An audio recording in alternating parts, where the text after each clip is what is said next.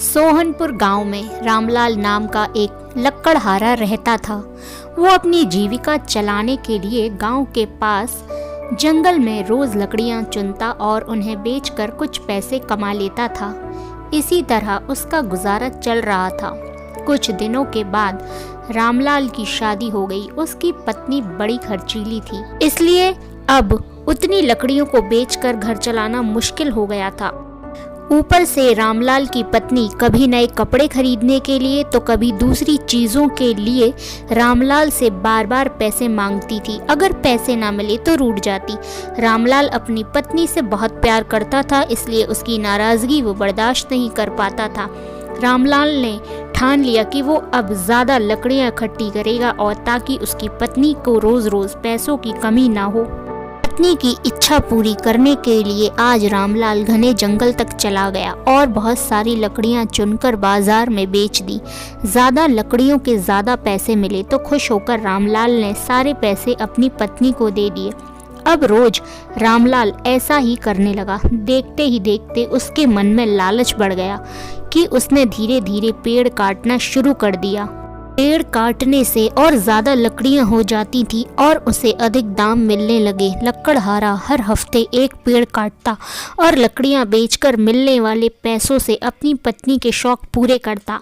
अब पैसे ज़्यादा आ रहे थे तो घर भी अच्छे से चल रहा था। धीरे धीरे रामलाल ने पैसे को जुए में लगाना शुरू कर दिया। जुआ खेलने की लत ऐसी लगी कि रामलाल एक मोटी रकम इसमें हार गया। अब इस रकम को चुकाने के लिए रामलाल ने एक दो मोटे मोटे पेड़ काटने का फैसला लिया। जैसे ही रामलाल ने जंगल में जाकर अपनी कुल्हाड़ी को एक बड़े से पेड़ पर चलाने की कोशिश की तो उस पर पेड़ की टहनी ने हमला कर दिया। रामलाल चौंक गया।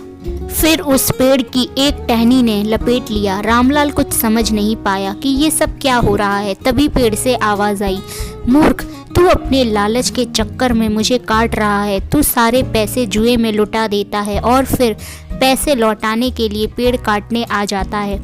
तुझे पता है कि पेड़ कितने कीमती होते हैं और हमारे अंदर भी जान बसती है और हम तुम इंसानों को जीने के लिए, हवा धूप में छाया और भूख को शांत करने के लिए फल देते हैं। पेड़ ने कहा कि आज तू रुक, यही कुल्हाड़ी मैं अब तेरे ऊपर चलाऊंगी। पेड़ की टहनी कुल्हाड़ी से रामलाल पर वार करने ही वाली थी कि वह गिड़गिड़ाने लगा। उसने माफ़ी मांगते हुए कहा, मुझसे गलती हुई है, लेकिन मुझे सुधरने का एक मौका दो। अगर आप मुझे मार दोगे तो मेरी पत्नी का क्या होगा? वो अकेली पड़ जाएगी। आज से मैं किसी पेड़ को भी नहीं काटूंगा, ये प्रण लेता हूँ।